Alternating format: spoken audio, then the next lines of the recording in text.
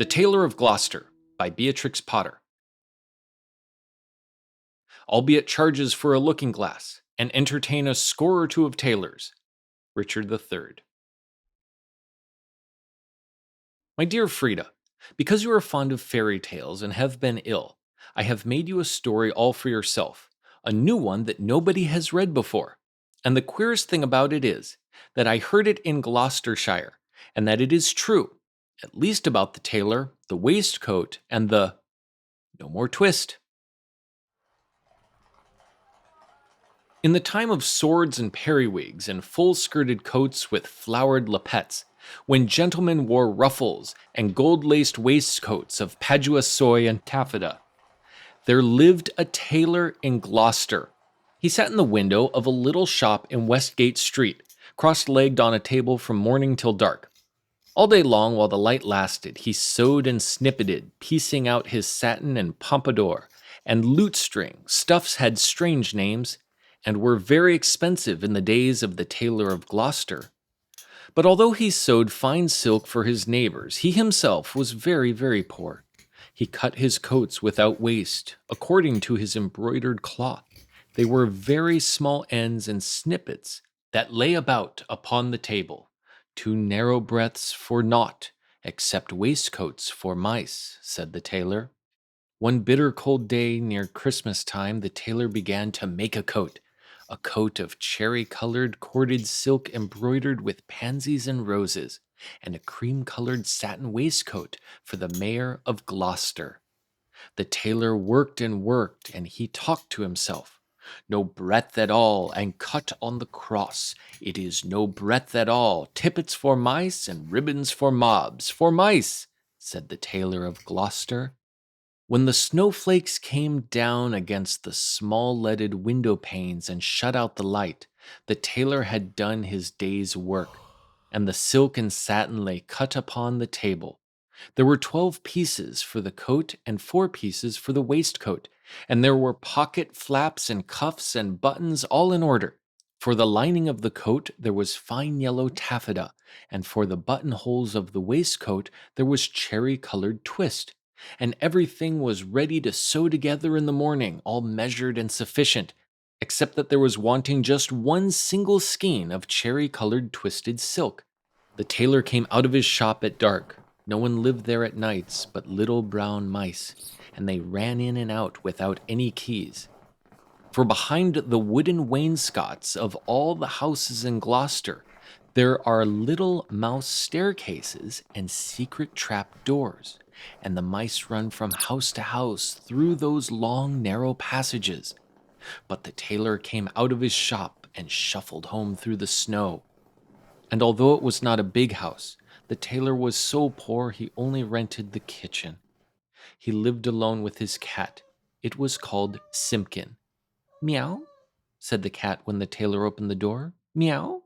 The tailor replied, Simpkin, we shall make our fortune, but I am worn to a ravelling.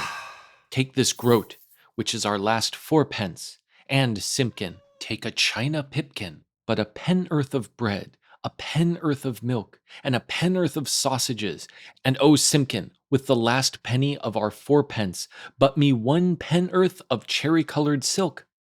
But do not lose the last penny of the 4d, Simpkin, or I am undone and worn to a thread paper, for I have no more twist.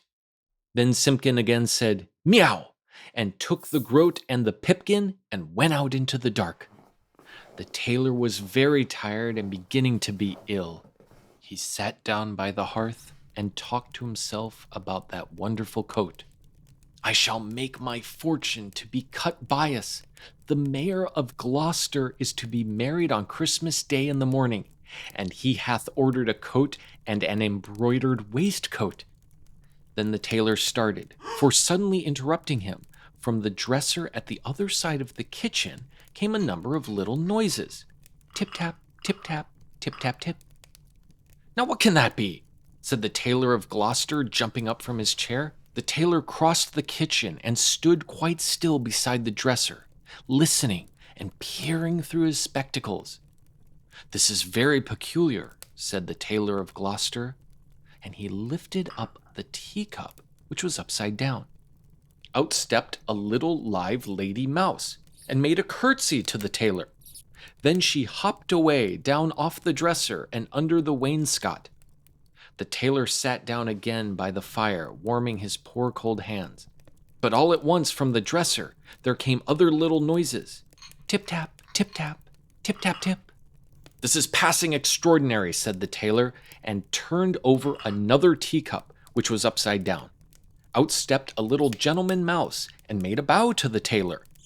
And out from under teacups and from under bowls and basins stepped other and more little mice, who hopped away down off the dresser and under the wainscot. The tailor sat down close over the fire, lamenting, 21 buttonholes of cherry-colored silk to be finished by noon of Saturday, and this is Tuesday evening. Was it right to let loose those mice, undoubtedly the property of Simpkin? Alack, I am undone, for I have no more twist." The little mice came out again and listened to the tailor. They took note of the pattern of that wonderful coat.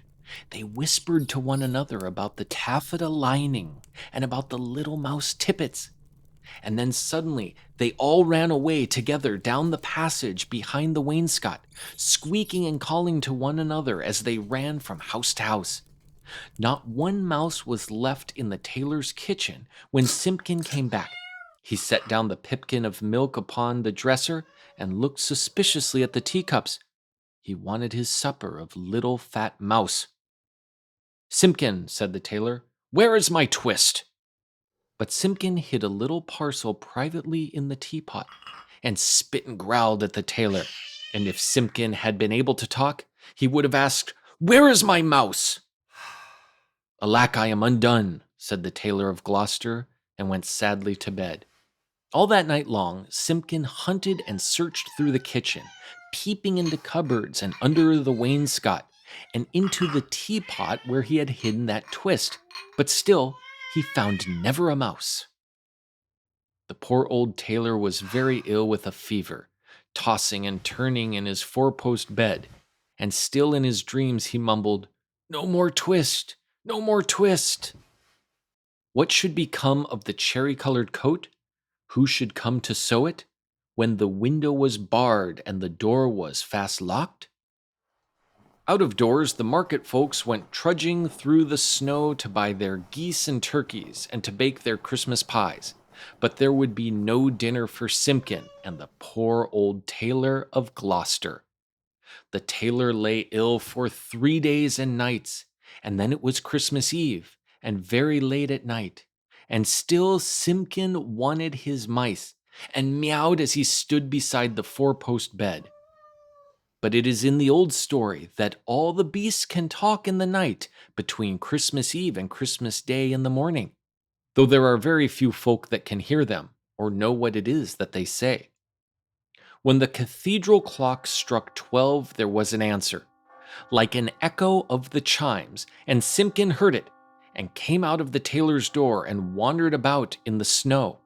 From all the roofs and gables and old wooden houses in Gloucester came 1,000 merry voices, singing the old Christmas rhymes, and the old songs that ever I heard of, and some that I don't know, like Wintington's bells. Under the wooden eaves of the starlings and sparrows sang of Christmas pies. The jackdaws woke up in the cathedral tower, and although it was the middle of the night, the throstles and robins sang, and air was quite full of twittering tunes. But it was all rather provoking to poor hungry Simpkin. From the tailor's ship in Westgate came a glow of light, and when Simpkin crept up to peep in at the window, it was full of candles. There was a snippeting of scissors and a snappeting of thread, and little mouse voices sang loudly and gaily, 24 tailors went to catch a snail. The best man amongst them durst not touch her tail. She put out her horns like a little Kyole cow. Run, tailors, run, or she'll have you all and now. Then without a pause, the little mouse voices went on again. Sieve my lady's oatmeal, grind my lady's flour, put it in a chestnut, let it stand for an hour. Meow, meow, interrupted Simpkin, and he scratched at the door. But the key was under the tailor's pillow. He could not get in. The little mice only laughed and tried another tune. 3 little mice sat down to spin. Pussy passed by, and she peeped in. What are you at, my little fine men? Making coats for gentlemen. Shall I come in and cut off your threads? Oh no, Miss Pussy, you'd bite off our heads. Meow, scratch, scratch, scuffled Simpkin along the window sill, while the little mice inside sprang to their feet and all began to shout all at once in little twittering voices, "No more twist! No more twist!" And they barred up the window shutters and shut out Simpkin. Simpkin came away from the shop and went home, considering in his mind. He found the poor old tailor without fever, sleeping peacefully. Then Simpkin went on tiptoe and took a little parcel of silk out of the teapot and looked at it in the moonlight, and he felt quite ashamed of his badness compared with those good little mice. When the tailor awoke in the morning, the first thing which he saw upon the patchwork quilt was a skein of cherry-colored twisted silk, and beside his bed stood the repentant Simpkin. The sun was shining on the snow when the tailor got up and dressed, and came out into the street with Simpkin running before him. "Alack," said the tailor, "I have my twist, but no more strength nor time than will serve to make me one single buttonhole, for this is Christmas Day in the morning. The mayor of Gloucester shall be married by noon, and where is his cherry-colored coat?" He unlocked the door of his little shop in Westgate Street, and Simpkin ran in like a cat that expects something. But there was no one there, not even one little brown mouse. But upon the table, oh joy, the tailor gave out a shout. There, where he had left plain cuttings of silk, there lay the most beautiful coat and embroidered satin waistcoat that ever were worn by a mayor of Gloucester. Everything was finished except just one single cherry-colored buttonhole, and where that buttonhole was wanting, there was pinned a scrap of paper with these words, in little teeny-weeny writing, "No more twist!" And from then began the luck of the Tailor of Gloucester. He grew quite stout, and he grew quite rich. He made the most wonderful waistcoats for all the rich merchants of Gloucester, and for all the fine gentlemen of the country round. Never were seen such ruffles, or such embroidered cuffs and lappets, but his buttonholes were the greatest triumph of it all. The stitches of those buttonholes were so neat, so neat. I wonder how they could be stitched by an old man in spectacles, with crooked old fingers and a tailor's thimble. The stitches of those buttonholes were so small, so small. They looked as if they had been made by little mice. The end. Story time with Jen.